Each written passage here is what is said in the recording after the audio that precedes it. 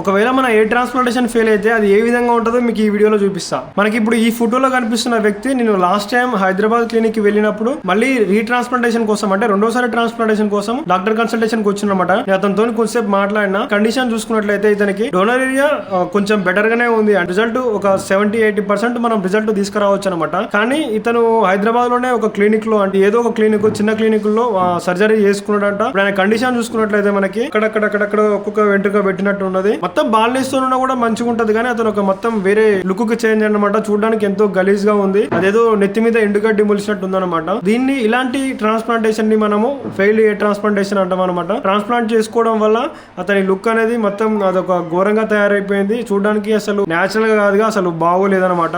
So మీరు కూడా చెప్పేది ఏంటంటే మీరు ట్రాన్స్ప్లాంటేషన్ చేసుకునే బదులు మంచి క్లినిక్ ని ఇంకా మంచి సర్జన్ ని చూస్ చేసుకోరి. సో మళ్ళీ ఒకసారి మనకి వెనక ఉన్న గ్రాఫ్స్ పోయినాయి అనుకో మళ్ళీ మనం సర్జరీ చేసుకోవడానికి ఉండదు అనమాట. సో మీరు అందుకే మంచి క్లినిక్ ని కానీ మంచి సర్జన్ ని కానీ చూస్ చేసుకోండి. ఇలాంటి మరిన్ని వీడియోస్ కోసం మన పేజ్ ని తప్పకుండా ఫాలో అవ్వండి.